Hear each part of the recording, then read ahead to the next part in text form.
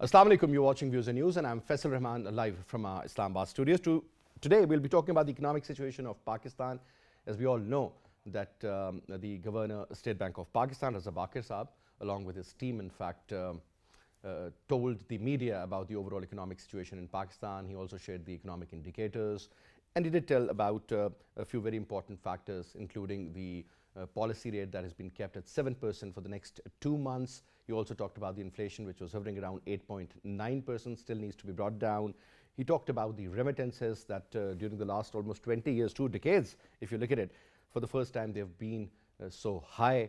Then talking about the growth rate, according to the International Monetary Fund, the growth rate for the year 2022 is expected around 4%, and then for the next year, it should be around 5%. So things are improving despite the fact that due to coronavirus, a lot of economic activity has come to a halt. As we all know, look at Karachi, what's happening out there. The positivity rate is hitting around 30%.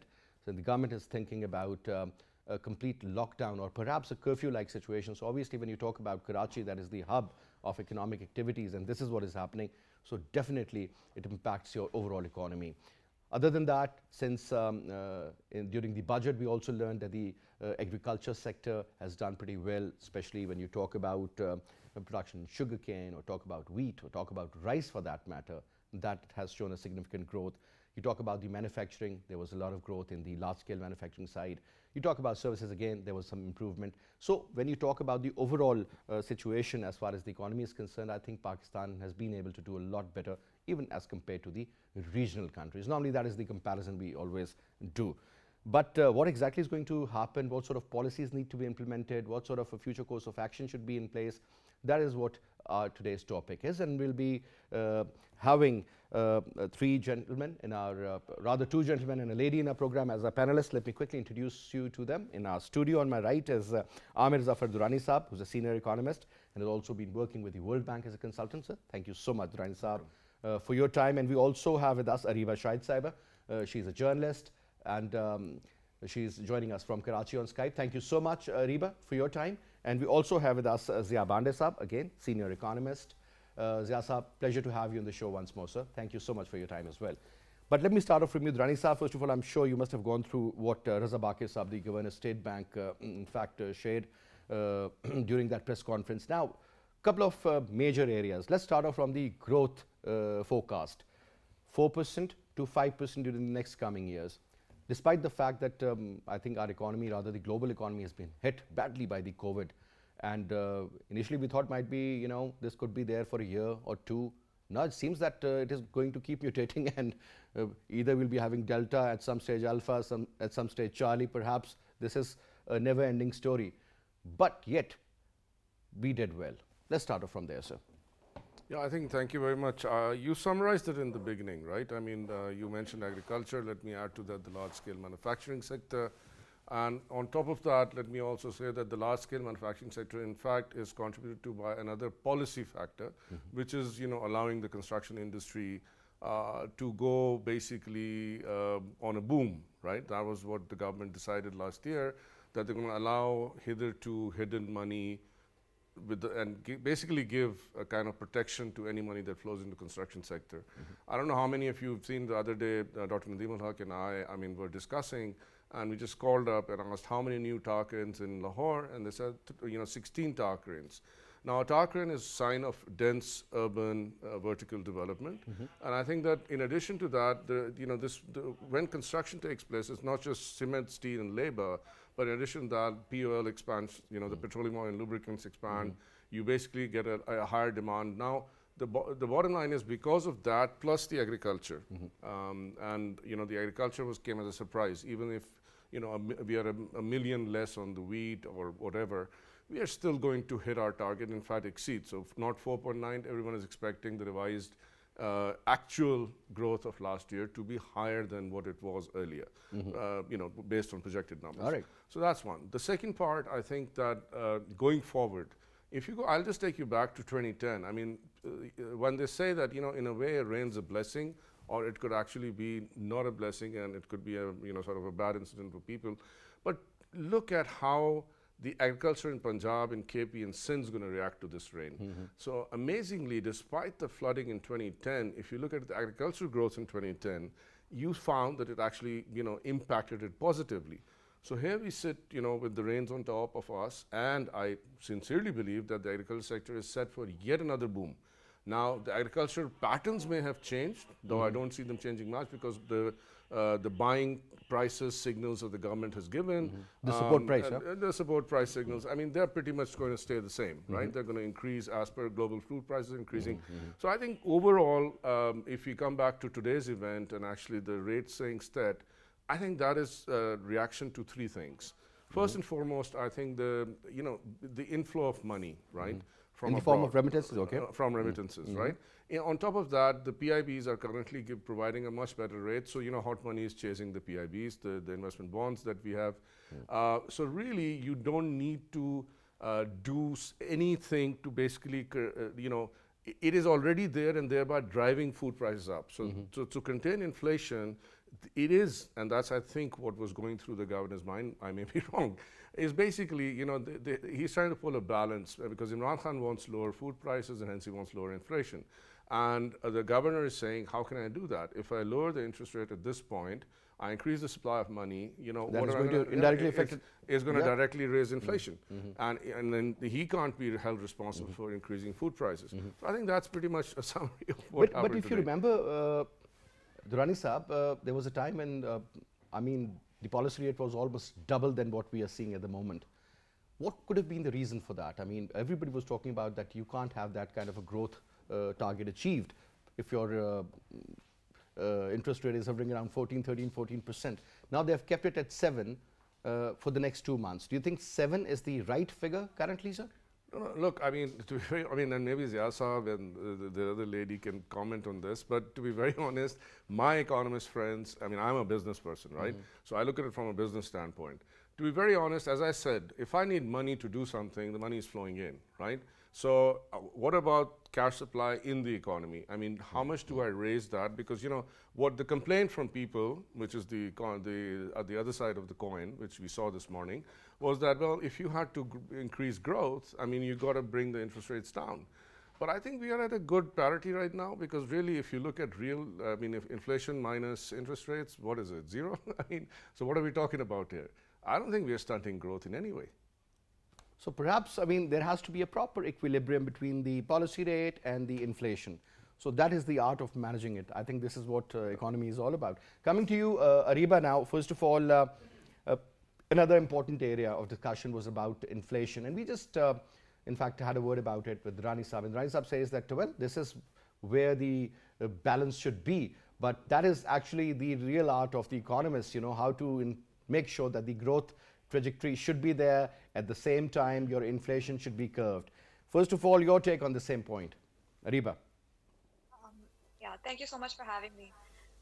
The State Bank has the difficult task of assigning the interest rate, and when deciding the interest rate or whether to go for a hike or a rate cut or status quo, they have to take into account the inflation rate that's going on. Currently, right now, we're witnessing negative interest rates in the sense that the interest rate minus inflation is in negative.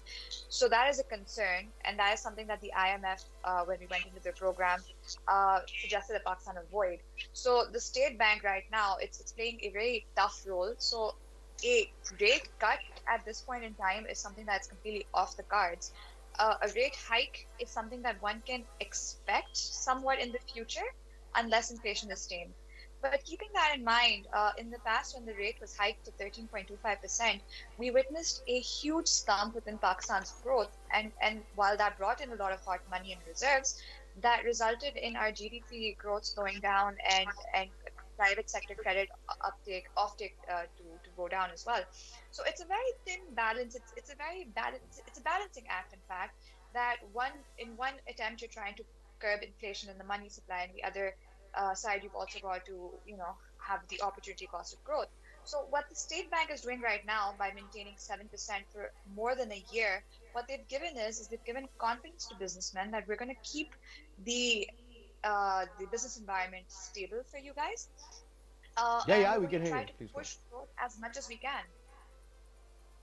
All right. And Ariba, another important area, I know when you talk about the reaction of the stock market, why was that so? Sir, to be very honest, a muted reaction in the stock market was you never really know with the stock market. The players that we have, they weren't really expecting a cut, and they were cautious yesterday, today as well. The market was it wasn't the type that you would expect. Maybe these investors assumed that we would go for a cut. However, the economist on this panel can tell you that going for a cut at this point in time would be bad for the future fundamentals of the country as well, and also put you in problems with the IMF. So I guess it's more about expectations. So when we come to the stock market and the real economy are very much different things in the sense that the economy could be going very well and the stock market could be going down. So this is just one example of that. So it's just anticipation and being disappointed, I guess. So investors are disappointed. Maybe they expected some other turf-like scheme to be announced or something of the sort. So I guess what's happening right now is the business community has been helped a lot throughout the past 1 year, and maybe they just want more help. All right. And perhaps another important factor would be, since you mentioned that they were expecting a cut in the policy rate, which wasn't there. But again, according to certain stock market brokers, this correction was due as well. It was bound to happen. And this trend might continue for some more till the time market really corrects itself and adjusts. Now, coming to you, Zia Banday Saab. Zia Saab, first of all, I would like you to comment on the same point that is regarding the statements issued by the Governor State Bank, Raza Bakir, regarding the policy rate, perhaps regarding the inflation, and a couple of other major areas which we'll be discussing in the later half of our program. Your take, sir. Okay, I'm very clear on that, and as Amer and Ariba has also pointed out, every economy is different.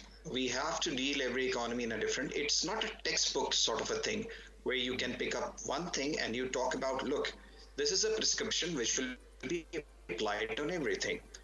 No, I just compare the two economies. I have a bit of a comparativist approach. If you look at Turkish economy and a Pakistani economy and how these two economies react to different prescriptions by the same central bank. Now, in case of Turkey, what we have seen that their president have a more political pull on that. And he has basically pushed their central bank to reduce the interest rates. Now, unfortunately, that didn't happen as it happened in Pakistan case. Turkey has basically suffered. And why Turkey suffered and not Pakistan? Now, that's the question which should come into mind. Both are going for the same prescription. The point is this, the Turkish economy is much more exposed to external shocks. It is much more integrated in the global economy as Pakistan. Look at the trade to GDP ratio of Turkey and Pakistan. Pakistan has almost a quarter of its exposure of trade to its GDP, whereas Turkish, it has almost 100%. Then their companies have a great exposure to foreign exchange risk because they are taking loans from abroad. That sort of a thing is not happening on Pakistan. As Amer has rightly pointed out, that we are talking of large-scale manufacturing, but construction industry has played a major role. It means that this sort of a economic boom which you are looking at is mostly domestic driven. Now, when it is mostly domestic driven, it means domestic factors kick in. Now, when you're talking about domestic factors, did we have a very large change in the political economy of the country? No, it is not like that. We didn't have a large change in the political economy. It is basically specific areas where the government has taken action. They have taken up policy interventions, which has resulted in this revamping of economy, in this revival of economic fortunes. Now, that's the way these things are going forward, what is important for us also. And as State Bank governors has also pointed out, that at current situation, the current account deficit is within our means. Inflation is high. I mean to say the State Bank governor is also pointing out that we are not going with a typical textbook intervention that, okay, this is the benchmark of the inflation. let's adjust it mathematically with our interest rate. They're not going like that. What they are looking at, look at the ground realities. As Ariba has also pointed out, stock market is not the barometer of Pakistan's economy. We should not be talking about it. Yes, it can create some good optics if it's going up, and when it is going down, nobody's talking about it because nobody's raising money from the stock market. Pakistan's still a credit-driven country. You just need to understand that how much startups are raising money from the stock market. They're none. The stock market is not conducive for SMEs and startups, which are basically creating the groundswell of entrepreneurship in any country. How much we have done in Pakistan? Nothing. So there's nothing big to talk about. What is important to talk about real economy. As Amer has pointed out, what are the POL consumption rates going on in the country? What is the money flow coming from the credit side to the private sector? That is what is important for us. Pakistan is still going into that direction. I give an example, a very interesting example. The anomalies which are in our countries are. We have recently established our Special Technology Zone Authority, if you're aware of that. Yes. And government has recently taken out the draft rules also, which they have published. Now, this is a typical intervention from the government in order to support our technology industry. Right now, if you look at the numbers, as compared to year-to-year basis, we have registering a healthy growth in this IT exports, but still it is at the lower base. Now, what they have done, they have kept a condition for that special technology zone that either you have a 5-acre land or you have 250,000 square feet of covered area. I did talk to these gentlemen who are running this STZ authority, and I did talk to them that why you're putting about this 5-acre land issue. In IT, you don't need a land, you just need a building. You can have a 15-story building or you have 20-story building. These people are not running any machines. They are basically putting up an intellectual capital. So you have to reduce it. And then what you have to see that if I want to incentivize, so I have to divide the cities also. I mean to say we have tier 1 cities, tier 2 cities, tier 3 cities. Now this is important because when in India, when they have gone with that, so in India, what they did, they have basically divided into these 3 tiers. On the first tier cities, what they have done, that they say, okay, you have 45,000 square meter covered area. There is no, minimum land which they have put as a requirement. You need to have 45,000 square meter. If you are in tier 2 cities, then you have about 25,000 square meter area, which should be covered area. And if you are in tier 3 cities, then you have 15,000 square meter area. Now, in that manner, within a span of 10 years, they have over 150 SEZs, IT and IT-enabled services. India has become a giant in the world. They have $121 billion of IT and IT-enabled services exports. Now, that sort of a mindset, the interventions which have to come from the government, is that sort of interventions where you support it. These people in Pakistanis, the entrepreneurs, are not different from any other entrepreneurs from any other country. If you look at the way they have revived the economy in these testing times, that shows their resilience, that shows their capacity to work in adverse circumstances. Unfortunately, Pakistan is not that easy country to do business. You also know about that. But if they are doing it, so what they require that our policymakers, whatever policies they are making around there has to be sustainable, in line with best practices. Obviously, there's sort of a rent seeking which will be going on underhand also, but that is acceptable and adjusted in the business cost of the businesses here. What is important that you should have an open mindset where even the policymakers, the bureaucracy has to have that core business mindset that we have to compete in this international world, in this global world, just like these Chinese bureaucrats or Korean bureaucrats or Japanese bureaucrats. State has a very important role to play. We cannot just ignore that. That is a role which has brought these countries up. All right. So coming to you now, there is a couple of important areas. First of all, remittances now, 29.4 billion in 1 year. That's huge. Because I remember not that far ago, they used to be around 12, 13 billion, and then you touched 14, and then you said a record $15 billion of remittances. Now they are doubled almost. Do you think this trend is going to continue? Because when you talk to the government officials, they say, well, since we have made a rule, the money is coming through the proper channels. So it's, you know, we know where is Hundi and Hawala, there's a check on that, but 100% you can't like eliminate that factor also. But a lot of people lost their jobs due to COVID. A lot of people came back to Pakistan, especially from the Middle Eastern side, Saudi Arabia and UAE. And perhaps they were closing their accounts and they send their money. Keeping all these factors in mind, sir, do you think this trend is going to continue, or we need to look forward to this foreign currency or dollar perhaps, you know, coming in? Because exports, they're still static. I mean, there is no significant jump. Actually, the number of remittances coming in are more than our total exports. So this is something also which worries me. Does it worry you, sir? Yeah, well, I mean, you know, worry, yes, it worries everybody. But, you know, the answer to your question, whether or not this will continue, I mean, if you hear the people sitting in the Ministry of Finance and how they advise our dear Prime Minister, I mean, the whole issue is that they make it seem like this is going to be an unending tap. Yes. I look upon it very differently. And, you know, basically the two factors. How much money do the people who are sending money to Pakistan have stashed abroad? I include in that not just the remittance senders, the temporary workers, but also the permanent settlers who we call the expatriates, who are basically living there, etc., and have their families there. And I'll come to that very quickly. The second part is how much money do we have stashed in cash in Pakistan? And let me address the first one. What I really see happening, and I think a lot of my friends will agree, some disagree, who are going to pipe down the same pipe which the government's running through. You see, because of the construction boom and everything, a lot of things are happening.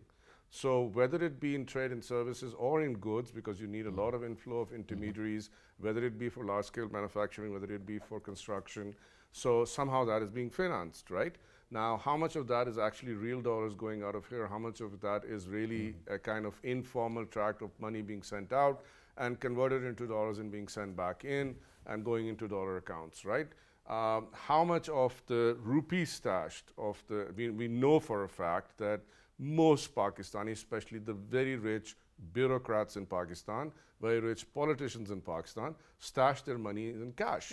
And dollars now? No, it's dollars, euros, whatever. So it's really a question of transactional value. Even if you get 80% on stashed bad, you know, rent earned wealth, it's a good return. Yeah, so the money laundering is happening, whether we like it or not, and with that's a reality, sir. So to me, it really is. The second question is like this remittance chain will continue as long as money is in Pakistan that has been stashed, that is have to be converted back.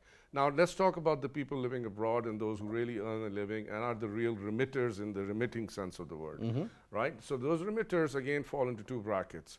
So yes, this upsurge was because, you know, as people lost jobs, and these were really, I'm going to talk of the lower vocational tract, even some of the higher vocational tract, primarily in the Gulf area, also to some extent in Southern Europe, to some extent in UK, and to some degree, let's say, in East Asia.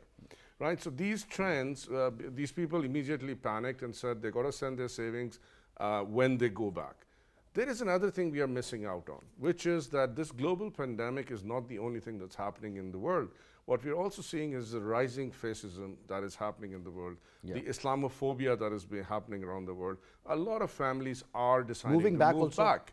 So, you know, even if the first generation of the migrants move back, they will bring wealth with them, because that wealth, even if they are not the primary owners, they will be supported by their secondary and tertiary generations who will actually send that wealth back. So the answer to your question is not that simple, but I have a survey method, and if someone finances me, I'm sure we could do a small study with Ariba and Banday. And I mean, it's very easy to find out what money, because you just need to understand from the branches their remittances are being received. Because if you look at because India, I mean, they get the maximum remittances. Now, their number has also shown a very significant growth. So it's not only our policy that has resulted in this, perhaps there is another reason which you just in fact identified. Absolutely. And secondly, when you talk about construction and the housing industry that's booming, a lot of people really want to have their own house in Pakistan, those who are living abroad. Perhaps they had a plot or something. So that is again something very important. that the flow of money coming in has increased, and maybe the inflation is another factor, that a person who used to say $1,000 now is selling $1,200. So you see, they say something about push and pull inflation, commodity-driven inflation. There are 100 ways you can look at inflation. So if you start boring down, down from that simple inverse relationship, you can see a lot of causal factors. So one of the causal factors that you will find is that a lot of this money why is inflation going up? I mean, I have a simple answer. One is that the global food inflation, basket has gone up, right? And that hasn't gone up just simply because, the flow of money of people buying more food. It's because food has gone dear, right? So same amount more money. Same amount more money. The second part of it obviously is because not on the food prices side, but it's being reflected there because of two things. One are actually the ability of us, without the interest in doing anything, since the pandemic has actually gone up. So let me explain how. First, the government injected a lot of cash as part of the pandemic into the low bracket. So if the ESAS that was around 1,200 billion. Yeah, the ESAS program should not be discounted, because what that really does, it provides increases the inflation. It provides an ability to keep the lowest tier of society, the quintile of society, to keep buying. Secondly, on top of that, the vocational, the next layer, the laborers were kept employed, the intercity transport kept going, mobility was not really daily retarded. Wages, basically. Yeah. Daily wages, everything. So the incomes were there. And because of this large boom in construction, again, money flow increased. So basically, that to me, that is the reason why inflation. So actually, Ariba says that we are in negative. I think we are in negative, because technically real inflation, which is, or if you want to look at real interest, depending on which factor you're going to pick up.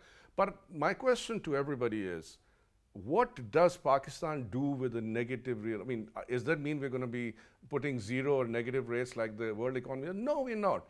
Because structurally, our economy and its relation to central bank rates is very, very, it's very distant. So if, let's put it this way, if Alan Greenspan, God bless his soul, if his one movement did a tick here, resulted in 10 ticks here. In Pakistan, 10 ticks result in one tick, because the value chain down is very long. Our stock market is paper thin. And the papers, Banday knows, we did at PIDE. I mean, they just come out, and it's Nadeem ul Haq plus another professor. 34 families essentially control.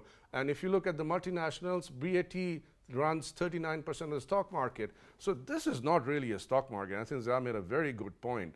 Like, who really finances the Pakistani economy? It's the credit economy, credit-based economy. So I think that these factors, we make too much of a hula hoo, because I guess the news have nothing else to do. I mean, it's the only program I've been at since the morning where I find some debate going on. But otherwise, just like, ooh, we wanted interest rates to go up because we're disappointed with the stock market. Come on, guys. It's just for 34 people. I still remember, sir, I will not take the name, one of the top-notch stock market brokers in Karachi, and finance minister was at that time Shaukat Aziz, and later on he became the prime minister. And the way he talked to him, and the way he in fact told him, there was 0.5% VAT introduced, value-added tax, and the way these people reacted to it, I mean, the prime minister, who later became the prime minister, had to withdraw. Just imagine, that is the kind of power. Yeah, you see, the political economy of that is the narrative building. Who gets on TV? Tabba Sahab gets on TV. I mean, Voda Sahab gets on TV. I mean, that's what those people you invite. Yeah. So you're going to hear their opinion. I think Ariba's laughing. So let's hear her story out now. Now, first of all, another very important factor, since we did talk about the COVID impact, we talked about the impact of the interest rate also. Now, one thing which is very important, let's keep the CPEC aside for a moment, and let's talk about the real investment coming into Pakistan in various sectors. I hardly see that. Yes, stock market, people pour in money, they make money, and then the money goes back. And somebody makes it, and somebody loses it. Now, when you talk about the real manufacturing side, I got to know that Yamaha is going to come in and, let's say, invest 500 million. A couple of other companies also showed interest. What I'm saying is, like, the real investment in the large scale manufacturing that can actually provide a lot of jobs, a lot of skill to various people. I mean, that element seems to be missing. It should have been at a very, very higher level, but perhaps initially we used to hear that law and order situation is the primary reason. Then lack of energy was also talked about. Cost of doing business was another problem.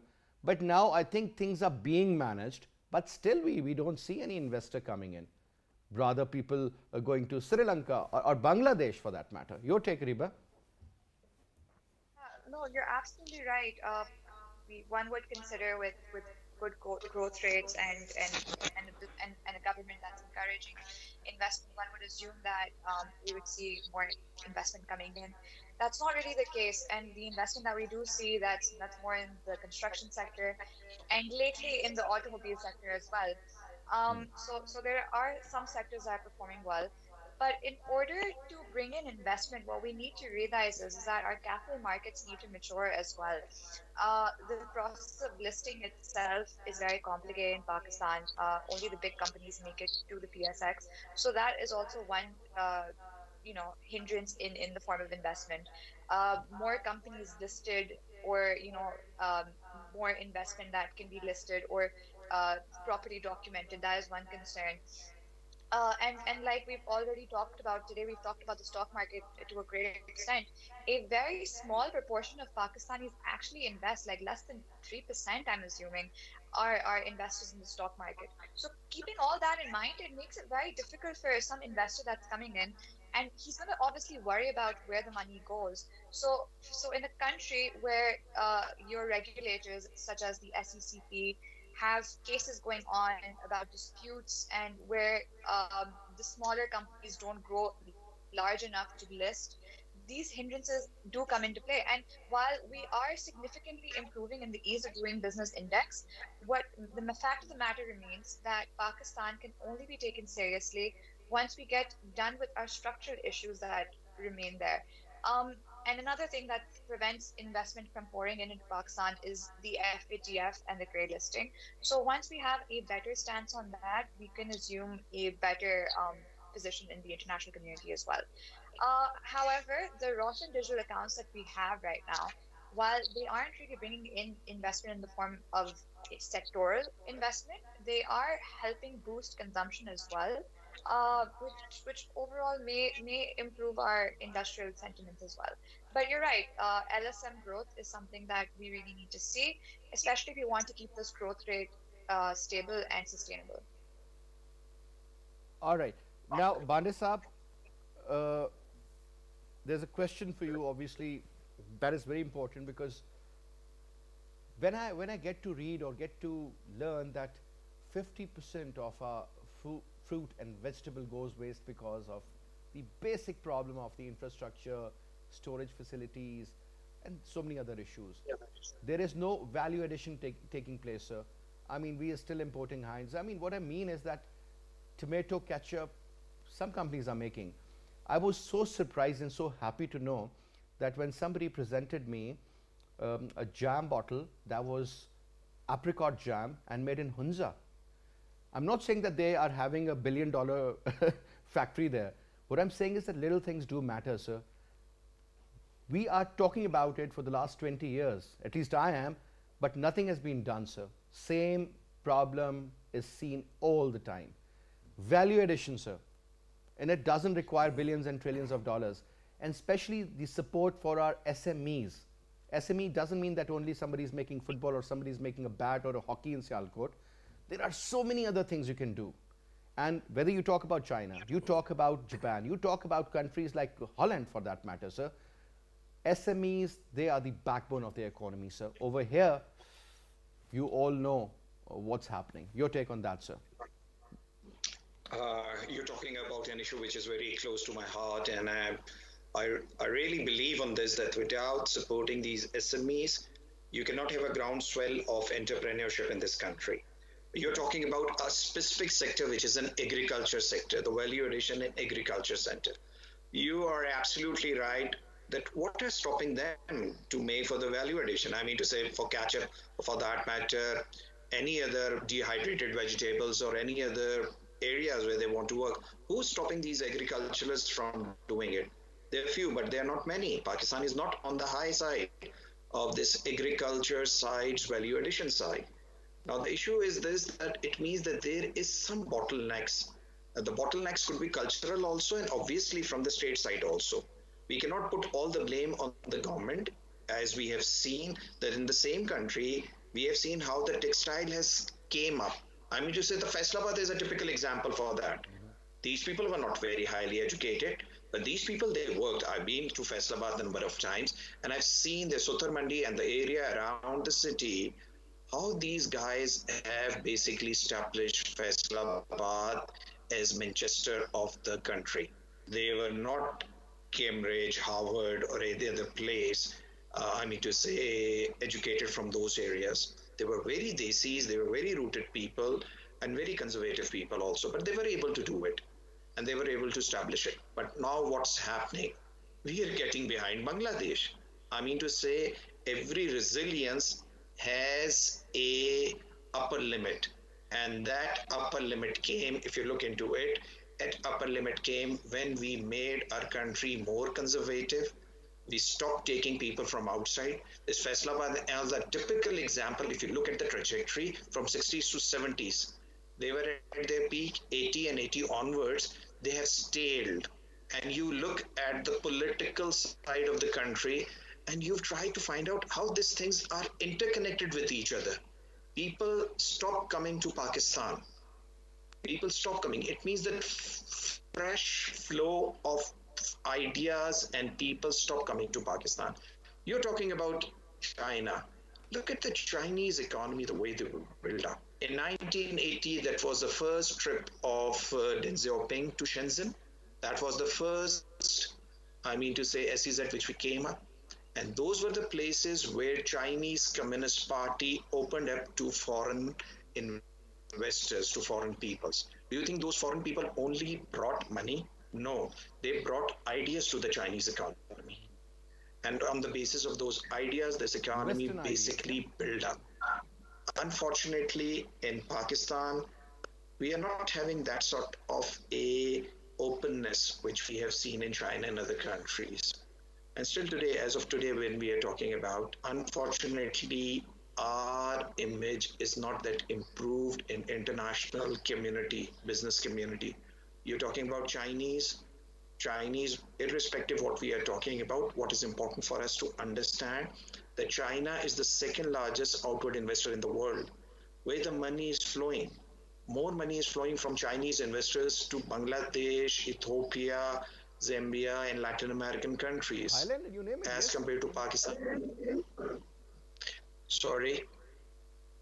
Yeah, please go on, sir. The more money are going in those places, we have to open our eyes. The Chinese government, state is putting money here. They have their own strategic interest. That's fine. I mean to say, every country, and Pakistan is also benefiting for it. But where is B2B collaboration in Pakistan going on? That is more important. And B2B collaboration doesn't mean that I want to have a collaboration of about $500 million investment. It could be $1 million, $2 million. I want to have a company from Guangzhou who's making pressure cookers, making with a Gujranwala person a joint venture here to make pressure cookers over here. I mean, just why not? They can do it and they can export it over here. They can go into some small, I mean to say, cooking oil. They can go into these preservation of fruit and vegetable. Look at the meat side. You can have Chinese as a big meat market. Why don't we have unable to open a market for China? These are the questions we need to ask. Still, we are not FMD free area. Why not? We are the fifth largest country.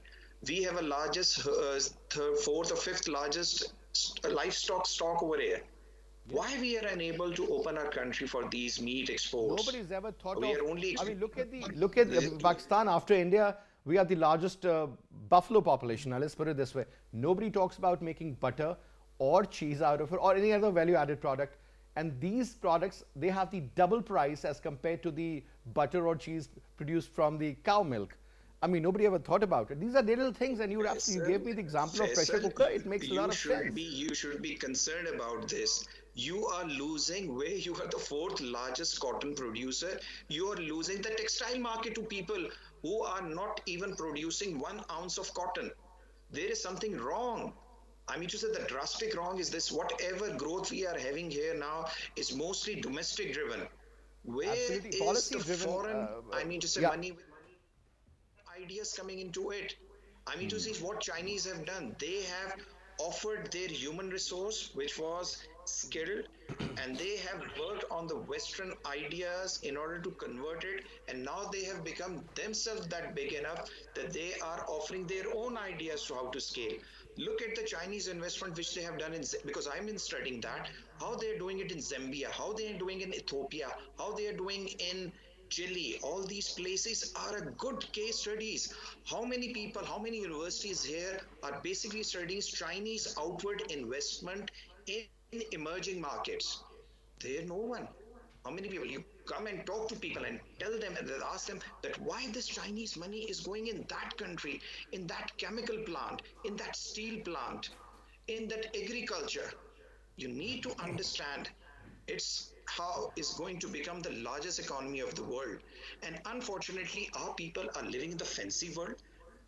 That is the most unfortunate part. And when you talk to them, they still believe whatever they are doing is correct. Now, since I was just told that we are totally out of time, but I want this question to be put to you, and that is, Durrani Saab, the kind of, we always hear this word, from geopolitics to geoeconomics.